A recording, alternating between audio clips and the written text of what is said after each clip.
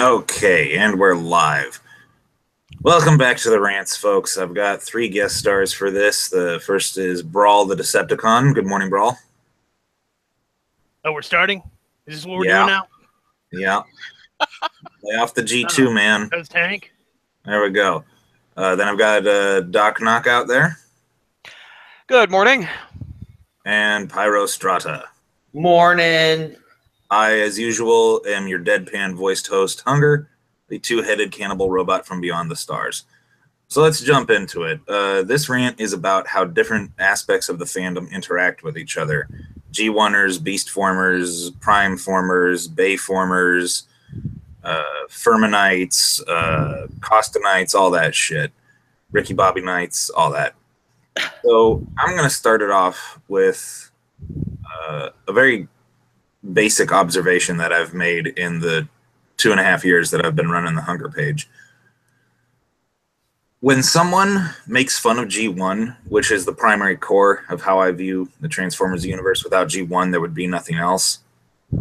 When somebody makes fun of it, like when they say, well, goddammit, they couldn't even keep the sizes correct. There's, you know, the episode where Ultra Magnus literally picks up the Constructicons like they're action figures, so they couldn't even keep the scale right. I laugh, and I enjoy the fact that they point out how shitty it is, because I'm like, oh my god, yeah, it's so horrible. In one instance, Omega Supreme is taller than a skyscraper, and then he's shorter than Optimus Prime. It's fantastic. And people from other portions of the fandom seem to get mad that I don't get mad. Whereas if I point out something like, well, in Bay Formers, they completely abandon what seem to be critical plot points halfway through the movie, and then they go, well, fuck you, G1 sucks. So I don't get that. Thoughts? Yeah, I've seen that too, and I've done that, like you were discussing, with people pointing out flaws with G1, and I agree with them, and they get mad. That's because they were looking to push buttons and fight, and when you give them no chance, they get mad. And it works with everybody. Even the Bayformers people do that. Yeah, across the board. I think G1, it's terrible, but it's awesome. Like the key thing to remember, and it's why everyone gets upset when everything inevitably gets compared to G1, is that without G1, there's no Bayformers, there's no Transformers Prime, there's no Beast Force, there's nothing else. G1 is where everything started from.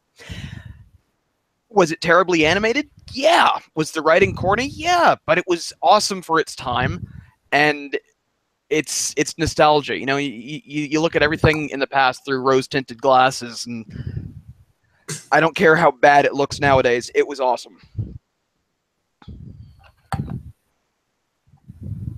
In this particularly turbulent world, I have to mirror Doc Knockout's words in that when all else just seems to be drawing down and nothing seems to be going your way, at least you can go back, look at G1, and smile.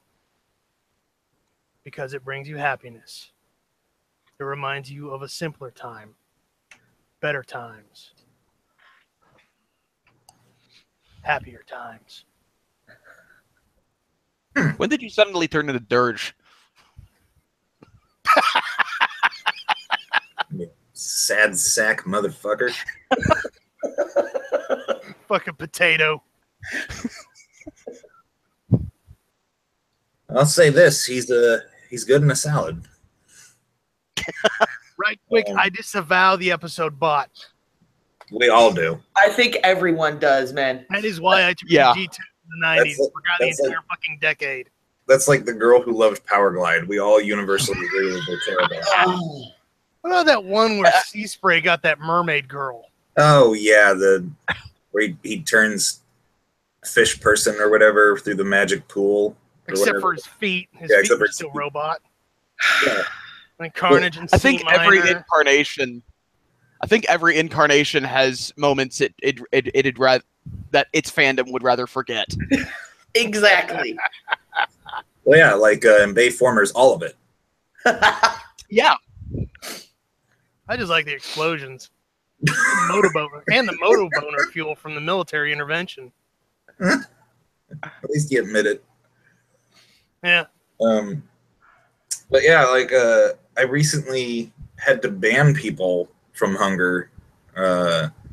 Pyro saw it. I posted just a quick little shitty meme about how I don't like James Roberts and his work, and they crawled out of the fucking woodwork of, well, Roberts is the greatest writer ever.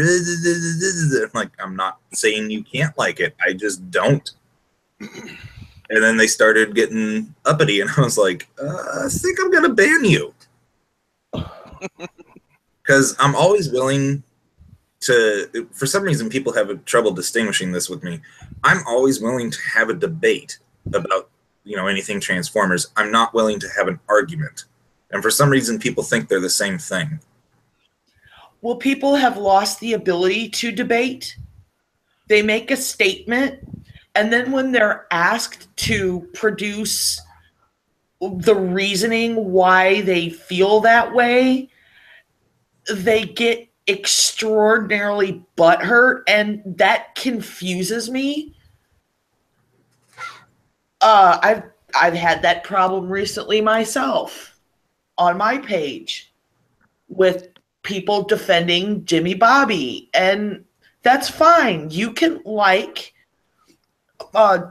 James Roberts' work all day long. It doesn't bother me. However, if you cannot give me reasons why you think the way you think and back that up with legitimate information, then I'm done with you. Yeah. Well, it's like with comic-wise, I'm a total Furmanite. I love Simon Furman's work. Even G2, when he was totally hacking it and intentionally being, a sarcastic dickhead about it, I still love it. Yeah. But even I, as a total Furmanite, and I say this with total seriousness, if Simon Furman was standing in front of me right now, I would get on my knees and offer to suck his dick. I'm not even joking. I'd sell tickets. Yeah. And somebody get Swindle on the line. Put the video on my YouTube. But even I'm capable of looking at something where, like, okay, so two of his favorite characters to do were Shockwave and Grimlock, and even I can look at something like Maximum Dinobots and be like, okay, he phoned that the fucking all over the place. Yeah. And again, that enters into this thing where I don't understand the modern fans and their instant rabid psychosis when you criticize it. Because even something that I cherish, which is Simon Furman's work, even in something that he claims, are two of his favorites to write, even I'm capable of being like, come on, Simon, you're better than that. Gosh, when Furman phones something in my opinion, is better than Roberts on his best day. Yeah. Furman adds depth and nuance, and his work is engaging even when he's just kind of winging it. And even his insertion of like his own personal beliefs and his religion and his politics and all that is so well masked in good writing. It's not like slapped in your face like a wet fish like Roberts does, where Roberts loves to stop the plot progression to insert his politics. Yeah. And that bothers me a lot. Or Scott's fans. Margarita Scott. Is it pronounced Margarita? I just always pronounce it because it looked like a toddler smashed on a keyboard. I just pronounce it Margaritaville because I could probably snort a margarita and write something better than she does. Outstanding. But I mean, like, there's the fans of what was it? Till All Are One, was that her miniseries that just got canceled? Yes. Yeah. So there's the fans of that where, like, I was posting shit about how, oh, look, for some reason Starscream looks trans and kind of not at all normal. Okay, that's kind of interesting. And I had people rise from the shadows of the internet. Well, it adds more depth and blah, blah, blah, blah, blah, blah, blah. And I'm like, and when I ask them, how does it add depth? They don't ever actually give reasoning. They just say, it's like Without About Megatron. They just endlessly repeat character development. Character assassination is not character development. I will give this to Scott. I will give this, and this is straight, totally honest. The final issue of Till All Are One gave us some fantastic Starscream getting the shit beat out of him panels, and I respect her for that. Because who doesn't like seeing Megatron beat the fuck out of Starscream? Oh, me. I think we all love to see that. That's like why Spotlight Megatron was so awesome. Yeah, because it was ages of let's kick the shit out of Starscream. I was pleased, which was a surprise. Where else was I going to go with this? This is going to be like the shortest rant ever, assuming we can keep it segueing. Excuse me. So then you hit fans like the hardcore Beast Wars fans, where they acknowledge that, you know, G1 is intrinsically linked to Beast Wars because Beast Wars is the sequel, prequel, however you want to put it, series. But then there's the Beast Machines fans who are oddly respectful. Because they're Canadian. I despise Beast Machines. I hated that series. I openly mock it at every opportunity whenever it gets brought up. And they are always like, oh, okay, well, I liked it. I'm like, okay, you can. Didn't say you couldn't. I just think it's stupid. And they're like, all right. And I love that. I love that. I hate Beast Machines almost as much as I hate James Roberts, but the Beast Machines fans are like, oh, well, okay. Yeah, because they actually understand why. They're able to keep some objectivity when they hear people and their reasoning why they don't like it. And I'm one that will give bullet point reasons why I claim I don't like something. I will break it down and paint a picture as to why I don't like it. And that's another thing that irritates sycophants. Yeah. Is when you like break it down and talk to people like they're essentially, I hate to say it, 5-year-olds, because you have to do that. You have to explain yourself. When you say you like or don't like something, you have to have your reasons. Yeah, because is not an answer. No. And unless it's cuz tank. And if you're speaking from a stance of ignorance, meaning you've never read or seen the subject matter, you have no basis of argument. You have no basis for debate.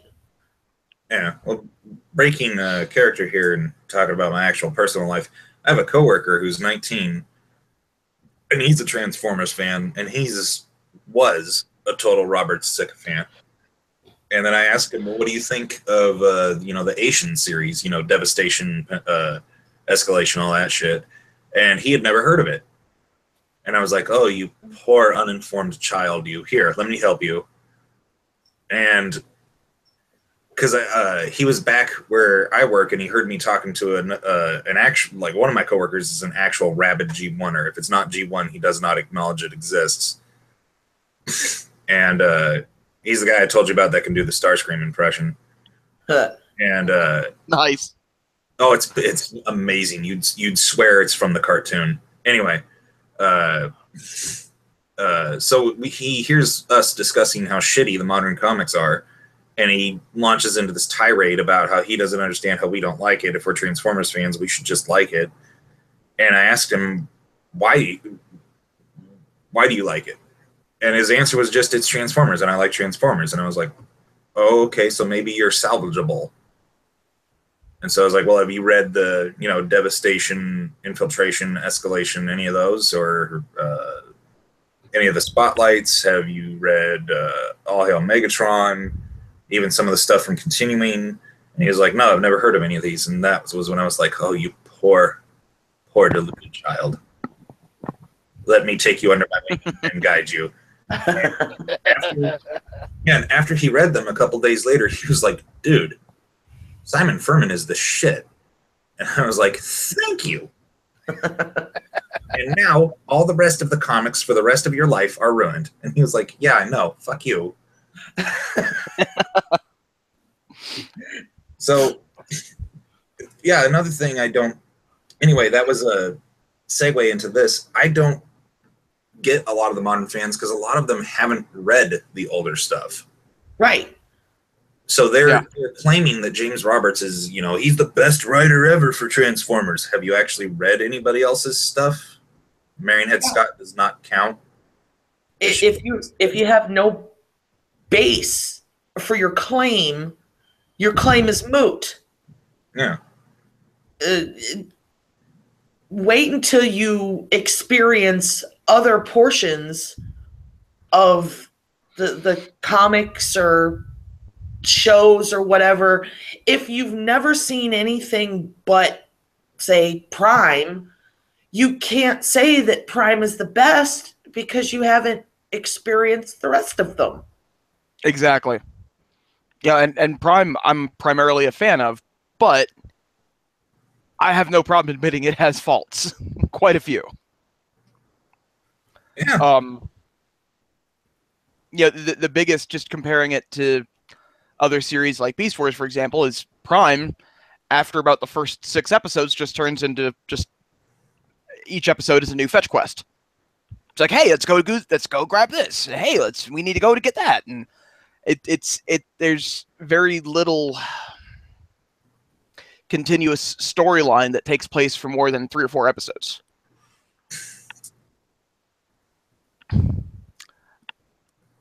One of the things I liked with Beast Wars versus Prime was Beast Wars seemed to start a storyline at the beginning of the season, and they carried that storyline throughout that entire season, sometimes carrying it over multiple seasons. And that I really haven't seen done much at all in any of the other Transformers series. I mean, even G1 would carry a storyline for a couple of episodes and then drop it and start a new one. I think the longest arc in G1 was 5 Faces of Darkness. Yeah. Oh, that hurts. I mean, in Beast Wars, I think the Golden Disc story arc took, a season and a half? Give or take. Yeah, they pretty much started that when they scrapped the last portion of season 1 and redid it, and it pretty much ran until the tail end of the show at the end of season 3. Yeah. By the way, when I was younger and I watched the episode where Megatron reveals the hidden message from G1 Megatron, I basically had a nerd stroke from how cool it was. Yes. I was like, oh my god, it is from G1, oh my god. Yeah. When I had a nerd stroke when they brought in Ghost of Starscream to possess Waspinator. When they tied not Waspinator, well, yeah, Waspinator and then Inferno. When they tied not G1 in with Beast Wars, I cried. It was amazing. And when I have to explain it to people, because I claim that Beast Wars and G1 are the same continuity. And they're like, how can you say that? And I'm like, because Beast Wars is both G1's future and G1's past at the same time. And it's so well written, they don't get it until they go and they watch it and they're like, oh my God, you're right. Yeah. When you talk about a series that has character development, Dinobot. Oh, Yes. yeah. He When he is died. he is easily the most, for me, the most developed and fleshed out character in Transformers history. Yep. Code of Hero. I have seen Code of Hero probably well over 2,000 times. And it still gets me. I still get a little dust in my eyes. Somebody cuts onions over here every time I watch it. I'm not crying, my lubricant's leaking.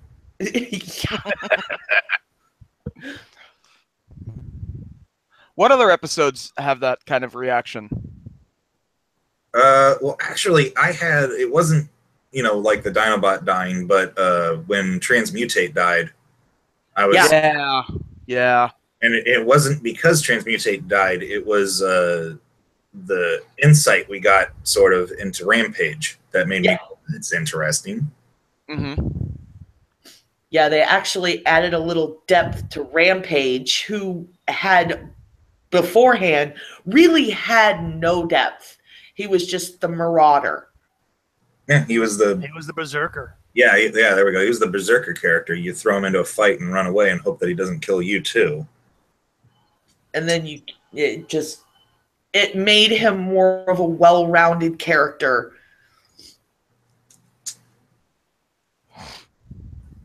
Which unfortunately, I don't know if anyone else watched it, but it was like the second to last episode of Prime where they actually killed Megatron.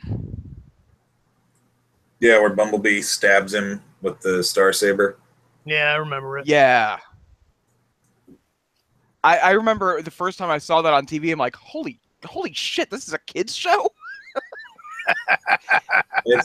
Well, I don't like the idea of any version of Megatron dying at Bumblebee's hands. That was a pretty epic scene where his eyes slowly flicker out. That was pretty cool. Yeah, he's looking at this sword sticking out of his chest, and like the sheer look of disbelief and terror flashes across his face before his eyes just dim. Yeah, and it's just, holy shit. Yeah, he tries to draw the Dark Star Saber, and then he falls to his knees, and then he slowly dies at the hands of Bumblebee. Awful. Awful. Mm-hmm. Well, look at that. We're not talking about the primary topic anymore. How odd. Don't act like you're surprised. You knew this was going to happen. Oh, yeah. Oh, yeah. It kind of sort of ties in. We're talking about character development, which we don't get a lot of in current iterations. What does Thundercracker say when people discuss? Oh yeah, writing,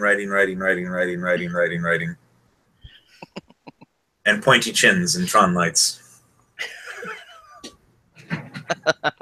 And I am straight jealous of the way that Prime Starscream looked. I can't pull off high heels; they just don't work for me. I'm a femme, and I can't pull off high heels.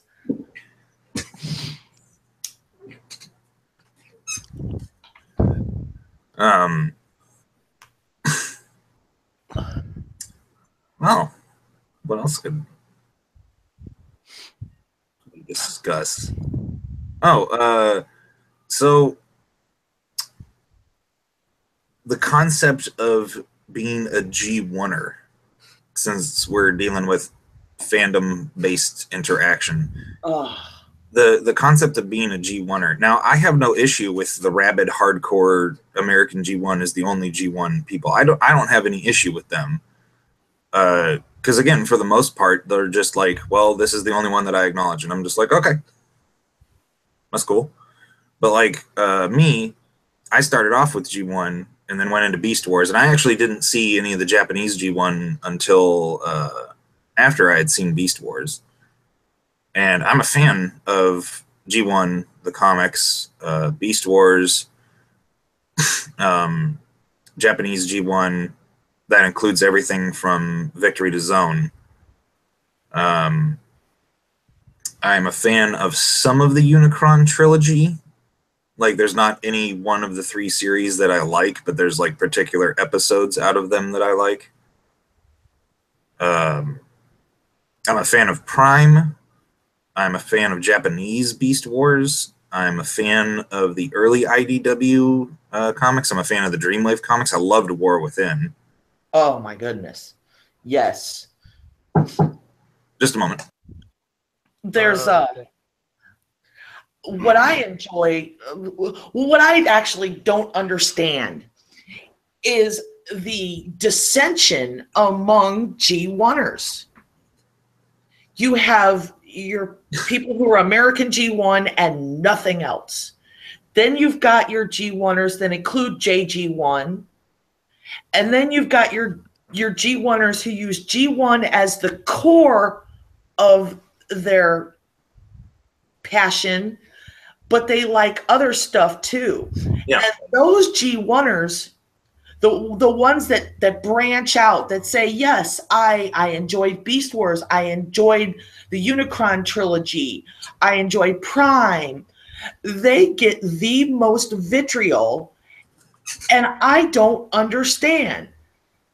You say you're a G1er, but then you go, well, I like this and I like that, and they're like, well, then you're not a real G1er. What constitutes a, quote, real G1er?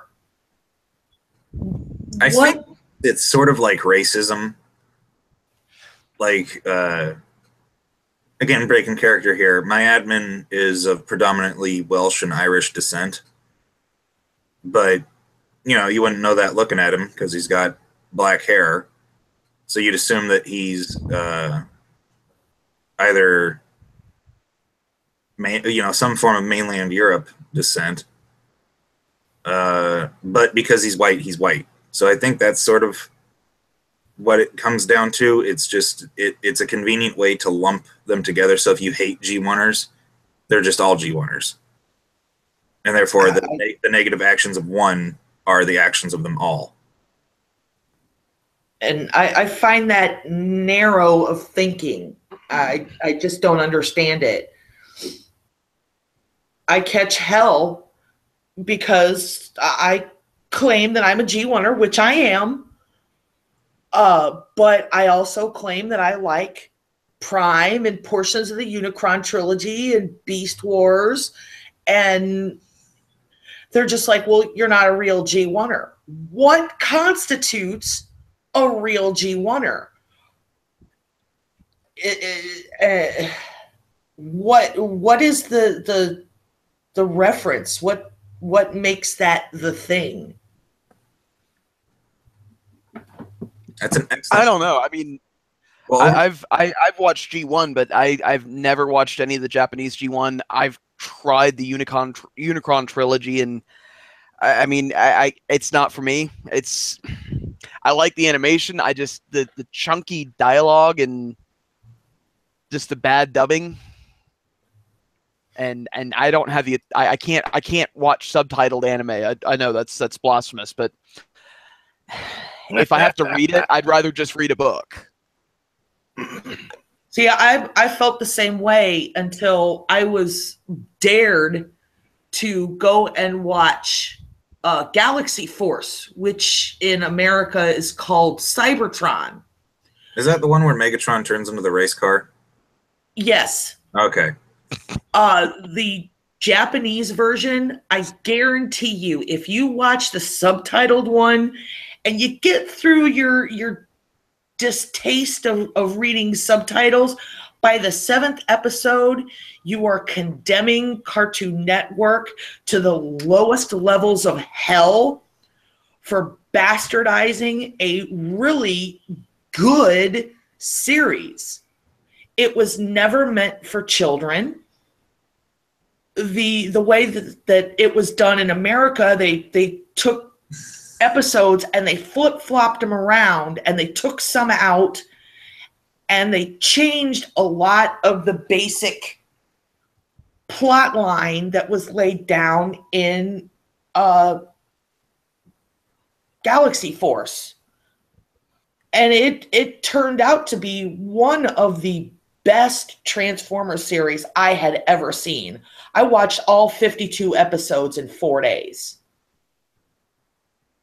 No, I'll have to give it another try. I mean, I did try to watch it on Cartoon Network, and that's one thing I will say is there are some animes I do love, and when they were brought to America, they were chopped all to hell and back. And maybe I should preface this with I hate anime. I find most anime annoying because of the grading between Eastern or Western and Eastern sensibilities. Asia sees the world differently. And sometimes those differences do not cross oceans. There's certain things about Japanese and Asian sensibilities that brought over to the Western world don't make any sense. So you're saying Japan needs more freedom? I've got a couple to recommend to you later that are so far out there that there are no Asian sensibilities in it, but that's for a different time. I just and I get that. I totally understand that. And you know, if you like anime, fantastic. That's great for you. If it works for you, awesome. It just doesn't, for the most part, work for me. But when I watched the actual version of Cybertron from Japan in the original Japanese with subtitles, the character development was great. Even the kids were not, you didn't want to like vomit every time you saw them. They actually kind of sort of added a little bit to the story. They were still pointless. You don't put children in combat. But yeah, they had a part. And I get that. I was cool with it.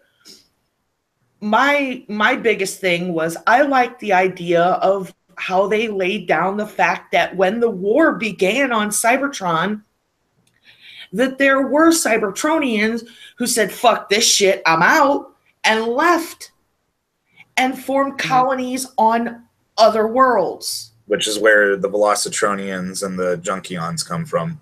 Yes. Yeah. And I like that concept. It has been since destroyed with such bullshit as Caminus. But Windblade is such an edgy character, and the fans made her. The fans did not. That's a lie. That is a lie. But the fans made her. They voted on her. They gave the fans a list of things that they wanted, and it was a very general set of criteria that the fans were given a chance to vote on. And what we got was not what the fans voted on at all. There were aspects of the character that were what the fans voted on, but the rest of it was put together by Marrying Head Scott and her crew of rabid SJWs. Which is unfortunate because the character from the list of criteria that the fans got to vote on could have been good. You know what? You know what's crazy? With Windblade, honestly, if they had just not done the Japanese kabuki head, if they had just given her like a more regular Seeker head, like they even could have kept like the face paint, but just given her like a regular Seeker helmet, I probably wouldn't hate her as much. I still wouldn't like her because of her character background, but I think she ran down our throats. Yeah, I think she would be easier to look at. The best iteration of Windblade that I have ever seen was in that G1 redone parody Yeah. of Spider Wars, and that alone is sad. Hi, I'm Windblade. Yeah. I'm the people's champion. You are not the people's champion. I'm here to save the day. And you mentioned that in that Cybertron series how it explores how a lot of Cybertronians left and colonized other worlds to get away from the war. And it made me think about something that I really hated with Transformers Prime. Is it had, because of the type of the animation they decided to try to do, which was ridiculously expensive even as they did it. And they were trying to pinch pennies everywhere, especially with the Eradicons and the Viacons, which were just, literally clone copied character models because they were trying to cut down on the amount of modeling they had to do. But it was such a narrow view of the Transformers universe, if you want to say it, as a whole. You had just the Decepticons that were on the Nemesis and a handful of Autobots. And that was it. I mean, I think at one point you had one other character that came from elsewhere, and he had never heard of anyone else. And that was Wheeljack when he arrived and then left again. And then they went to Cybertron. They hinted at other stuff, even to the point in the episode where, I'm trying to remember the name of it. It was where Soundwave actually got to be a little bit of a badass, and a little bit of a badass. What? Well, in this particular scene, he got to be a badass without even lifting his arms. I can't remember the name of the episode, but it's where all the Insecticons were terrorizing towards him, and he just opens up a space bridge right in front of him, and they just all wind up on one of Cybertron's moons. Yeah. But they hinted at a bigger universe with stuff like that, but they never explored it. And I think if they branched out a bit, I think it would have been a lot better. They never explored it in the series, but there's the Allied Continuity books, which, if I'm not mistaken, are considered to be in the same universe as Prime. Yes. Kind of, sort of. Continuity novels. Yeah, and there's, they find Velocitron and they find Junkion, and I think those are the only colony worlds they find. I've only read 2 of the books. Yeah, I've actually got to track those down. So it's that. Yeah, that's an interesting concept. With the colonies are far removed Cybertronians who have done what they can to survive in the circumstances they find themselves in, which is why different colonies become specialized at things. So Velocitron, it's all giant highways everywhere, so the fastest wins. Junkion, they have remarkable salvage skills because they need to survive. Caminus, where all the SJWs landed. Yeah. Yeah. But forgot where I was going with this. But back onto the main topic of this rant, the different portions of the fandom interacting. Again, I don't get the anger. I really don't. That's the biggest thing that gets me out of it. Because you can be a super hardcore fan and constantly be like, well, whatever, you're wrong. I only like this. And that's fine. I can deal with that. But when, back when I was hating on, posting shit about hating Autobot Megatron pretty much every day, I had people that would say, it's character development. And when I would reply with, how is it character development? They would say, well, he saw Bumblebee die and that changed him and that made him realize what he was doing is wrong. And I would respond with, Megatron has been murdering his way across the galaxy for 4 million years, and that person that died is somebody he has particularly been trying to kill for 4 million years. He would not give a shit. Yeah, it just what And isn't it canon that he actually personally tortured Bumblebee once before and ripped out his voice box? Constantly. yeah. Yeah. So how would seeing him die suddenly change him? I don't know. That's what bothers me with a lot of that is they think it's Megatron trying to redeem himself. I get that. You know, people do get sick of war. And they say, fuck it, and walk away. I could have gotten that had Megatron finally been just fed up. Just, this war has gone on too long. It's not what I set out to do. Blah, blah, blah.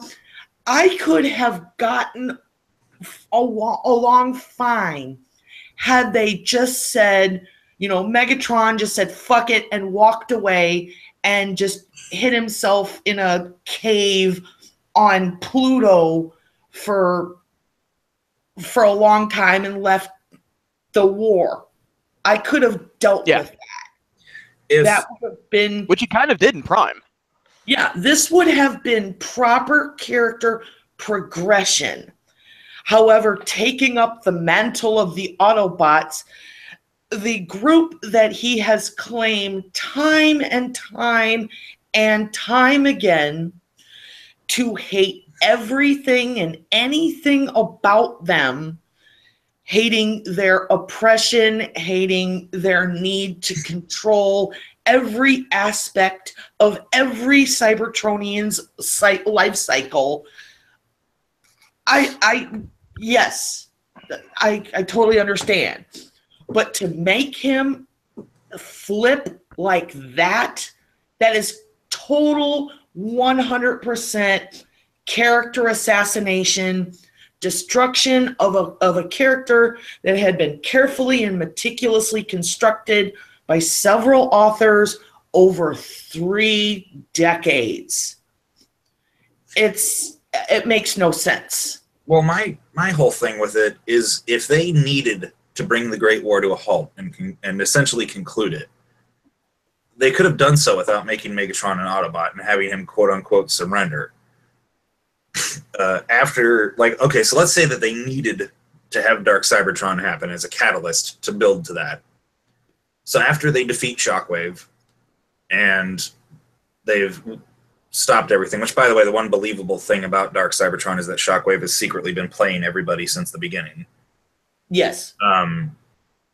So let's say that happened. The universe almost came to an end because Shockwave was able to manipulate both sides and ultimately get all the material he needed to create his time, drive, energy, convenient MacGuffin thingy. So all of that happens. Megatron and Optimus have defeated Shockwave. The day is saved. Hooray. I could see them having Megatron look out on, you know, because at this point, Cybertron has come back to life because the Chaos event has happened. So Cybertron is habitable again. It's a wasteland, but it's habitable. So I could see Megatron looking out over all the devastation and all the dead Decepticons and Autobots, and in the wake of all this destruction, some Decepticons and Autobots even helping each other because there's nothing else to do, and having him turn to Optimus Prime and say something like, "We've been doing this too long, haven't we?" or something like that, and then potentially working towards some sort of like almost like a segregation, like they both get to live on Cybertron, but there's rules governing interaction. Autobots do what they do, Decepticons do what they do. And then as the mutual understanding. Yeah, and then as the colonies get more and more involved and discovered, certain colonies identify more with the Decepticons, certain colonies identify more with the Autobots. For example, the Camians, because they worship primes, would side with the Autobots. The Aquarians, who are all beast formers, would probably notice that there's way more beast formers amongst the Decepticons, and they would find out that the beast formers were treated like shit by the primacy. And they would likely side with the Decepticons. and so on and so on and so on and so on and then as everybody is once again colonizing Cybertron, old grudges get revealed. We can maybe get some backstories as to why certain special teams hate each other, shit like that. That would be continuing cycle of hatred.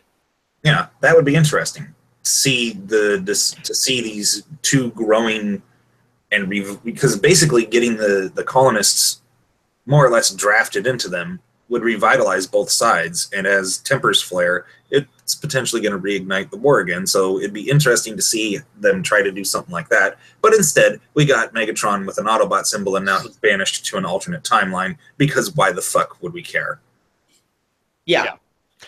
One question I've got, and it's probably just because I'm not huge into the comics as I am the other stuff, but the aligned continuity. Fall of Cybertron, War of Cybertron, and Prime, which only haphazardly follows that continuity to begin with, because the writers basically looked at it and said, it's a start, but we're going to go our own way. What happened to that continuity after Prime? Did Prime just sort of end it and they just ignored that continuity from then on? Because I know some of the Prime characters are in technically IDW. Technically, Rescue Bots and the new RID cartoon are continuation. Rescue Bots, I think, happens concurrently with Prime. Yes. Yeah, and then what had is the official? You watched the Predacons Rising movie, right? Yes. All right, just making sure. Yeah, and I even watched. I've watched some of RID. I'm not caught up on it right now, but I know RID picked up where Cybertron had kind of rebuilt, and B ran off back to Earth to go after more Decepticons or something. And my question is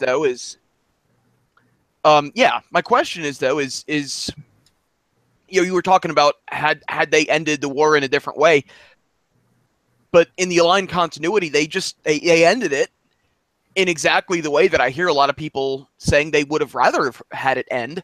Is Megatron just lays down his sword and said, this is not what I signed up for. I'm done, and walks away. What's our sometimes ally Hot Rod has said that what he would have done with the comics, and I think this is a good idea, is he would have had the Lost Light crew find the Knights of Cybertron, which is what they were supposed to do, and have them be like, no, Megatron was completely right. Your primacy was a corrupt pile of shit. I think that would be a great idea, actually. Yeah. But, something else, I've not read a lot of the current comics, but it's like, I kind of get the feel like at one point, at least, the plan that they might have had was to try to take the whole idea of that stupid shattered glass thing and actually force it upon the entire Transformers continuity. And I'm glad to see it seems like it's falling apart. Oh, well, all of the comic verse is falling apart. Oh, yeah. It was so disjointed to begin with. They would go in one direction and then not go anywhere with it. They would just take it and it would be like a stairway to nowhere. Well, now they've got all these crossover events happening and they can't even keep that shit straight. Yeah. Because what was it? So Starscream is on Earth to address mankind as it's been, integrated into the Cybertronian Council of Worlds. And there's an assassination attempt from people from the Microverse and Cobra and other, Hasbro villain groups. But that happened before they showed Starscream coming. It's all so bass backwards, and they can't keep track of what's going on where. Yeah, it's a case in IDW right now is too many cooks spoil the broth. Yeah. When you have so many writers with their own individual headcanon and vision and direction and what they think should be going on, the right hand is not talking to the left hand. Well, and you're getting one direction which is completely contradicting another direction, and then they realize this, and oh my gosh, we have to tie this together. And in come the needless original characters built by all of these incongruous authors, the insertion of their politics and their religion, and it's a mess. There's no way right now to tie it together. And I find that the fans of current IDW comics are themselves becoming confused. Yeah, well, that's why they dropped from third to fifth. Their own iterations.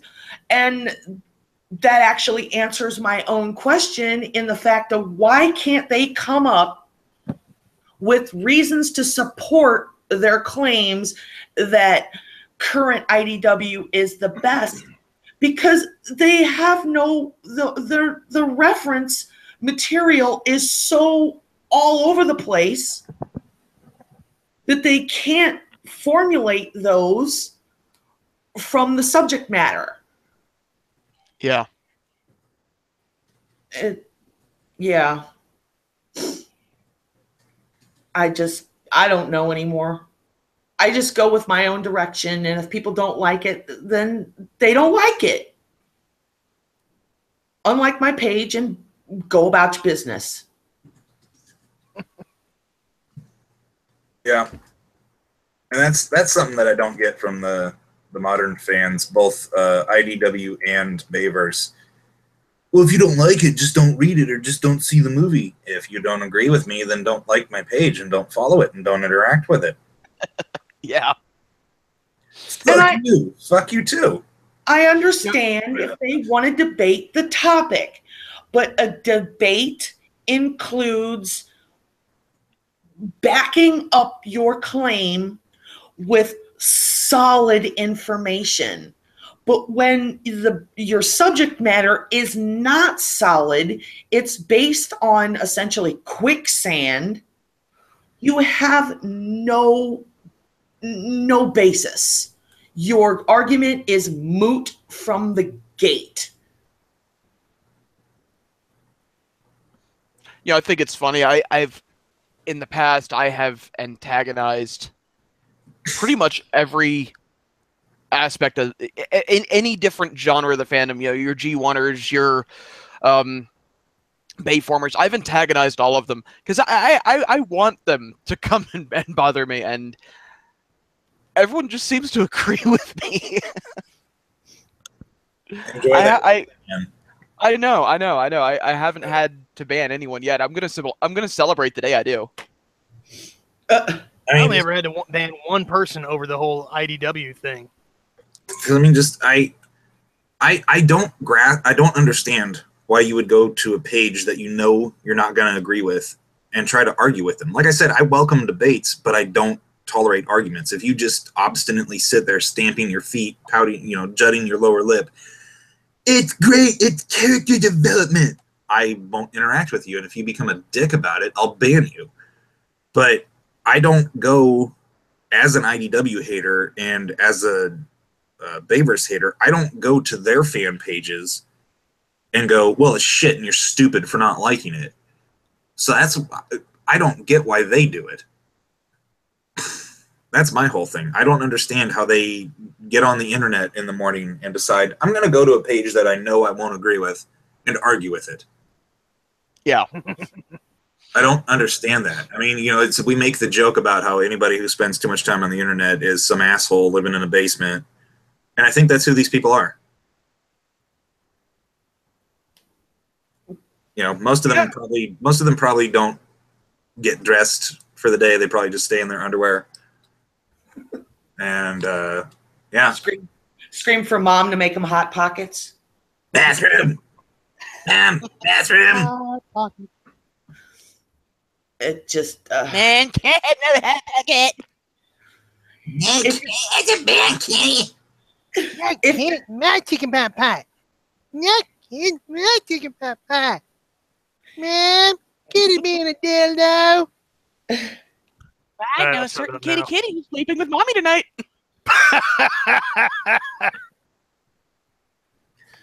But since we're on the subject Going of off talking the about rails on a crazy train. yeah, Who the fuck is Astro Train? since we're talking about stuff outside of Transformers, and we're talking about fans that can't explain why they like what they like, Pickle Rick. Oh God. Yeah. Pickle Rick. Boom! Big reveal. Turn myself into a pickle, Morty. I'm Pickle Rick. I can't do a very good impression of him, but whatever. Wubba lubba dub dub. Did you guys see the video where Justin Roiland called Yeah, as Rick. prayer hotline as Rick? Yeah. No, I didn't. Oh my God, it's so funny.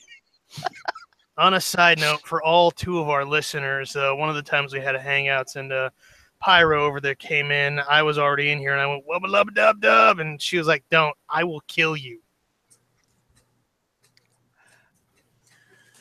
So anyway, Yeah, I don't like Rick and Morty. that's fine. It's okay. You're allowed to not like it. Right. I've actually exactly. yet to get caught up on it. I didn't watch it when it started coming out, and I watched a couple of episodes on reruns on Cartoon Network, and I'm like, okay, now I've got to go back and watch this whole thing.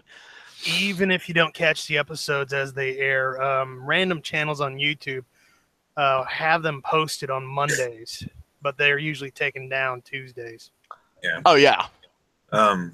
Anyway, back onto the subject. So yeah, my whole thing is I just don't get it. I don't get how they wake up and decide I'm going to go argue with this guy. I mean, anyone who's been, yes, I take breaks from slamming Roberts and IDW and Dayverse, but anyone who's been on my page for more than 10, 15 minutes will realize that I don't care for those things and I will mock them. And I even, before I ban people, I typically give them the courtesy of them like, okay, you're not having a debate, you're arguing with me. So you can either start presenting valid information, stop, or get banned. The choice is yours. And typically they choose banning because they continue to be assholes. So, I don't get it because like I said, I don't do that. I don't go over to, what's a more infamous Bayformers? Six Shot. I don't go over to Six Shot's page and argue with him about Bayformers. That's fine that he likes Bayformers. I'm not going to knock that. But I don't go over to his page because I don't like Bayformers and go, oh my God, you're a fucking moron. And before anybody misinterprets that, Six Shot has never done that to me. But I'm just giving that as an example. He likes Bayformers, and that's fine. He's welcome to like them. I'm not going to knock that. But I don't go in my civilian guys and go, oh my God, how can you like that? What is wrong with you? I don't do that. So I don't understand why they do that. Yeah, and in case there's an actual listener on my page, I will no longer entertain any Bayformers or IDW sycophants. I will ban you immediately. Word. I have made it abundantly clear that these things are not in my repertoire of enjoyment, and I will continue to slam them at every opportunity. If you do not agree with me, feel free to unlike the page. However, if you decide to forego this warning and start an argument with me, because this was what it will turn into, I will not entertain that anymore. Yeah. Who was it? I think they were an admin on Bowie. Was it Cup? Used to constantly post reviews of the IDW verse. I haven't paid any attention to. No, A long time ago. It's been a while since I've seen one, but I used to, I wouldn't agree with what I would read, but for the most part, the reasoning of, hey, I liked this because of this, I could at least follow the logic of the defense of it, and I would be like, oh, okay, all right, I can see that. Yeah. So if you come with legitimate defense, you're fine. If you do not, which 99% of them do not, you will be banned. I don't like these things. It's clear I don't like these things, and they are not open for debate anymore because you can't do it. Yeah. I mean, moral of the story is I don't get it, and all you got to do to be able to have one of these discussions with me about it is just not be a dick and have at least a partially reasoned argument. Yeah.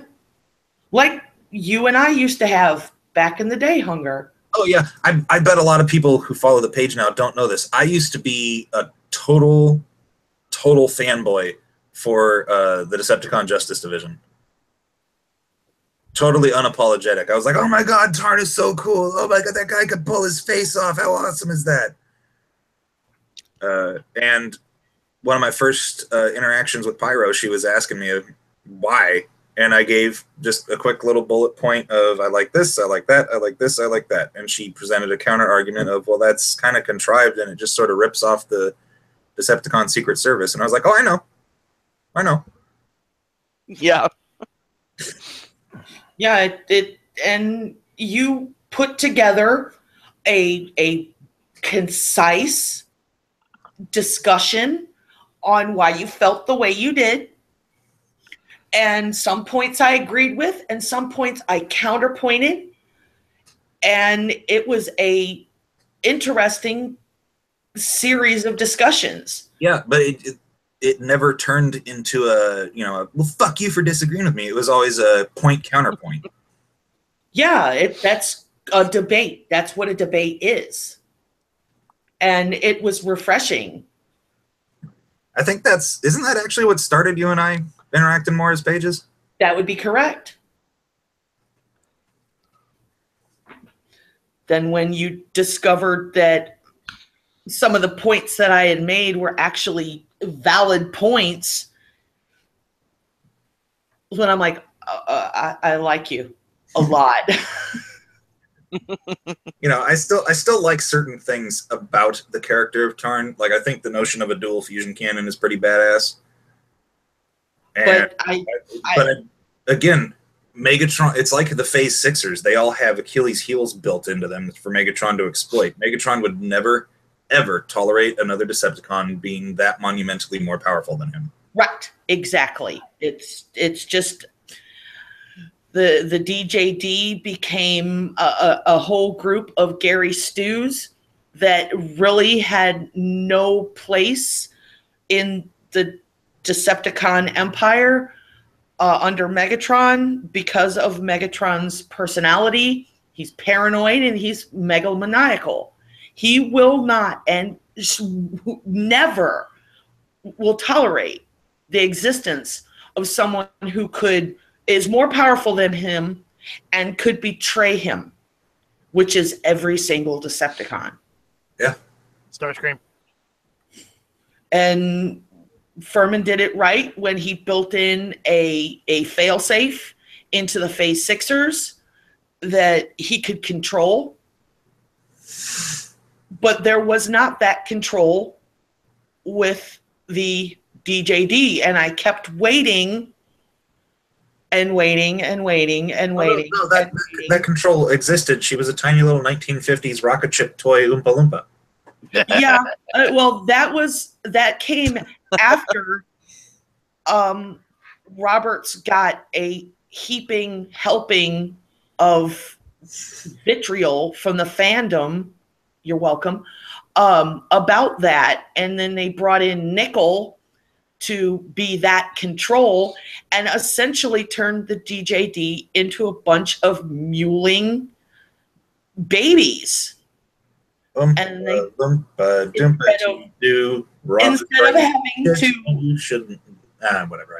instead of building the characters, they just killed them. Yeah. Although that you got to admit that was pretty cool that Megatron antimatter cried them to death. Well, yeah. Tarn used to sing his people to death, so Yeah. He would talk them to death. Megatron, I feel bad about the things I've done. Antimatter. Ah! yeah.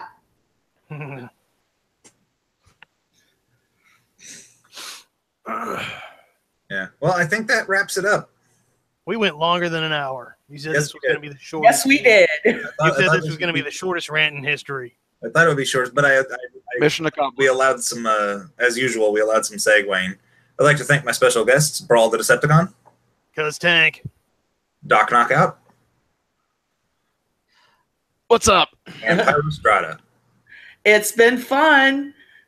As usual, I'm Hun-Gurrr, and we could not for the life of us stay on subject, and we just wound up bashing IDW. It's pretty much what we do here. Goodbye, folks.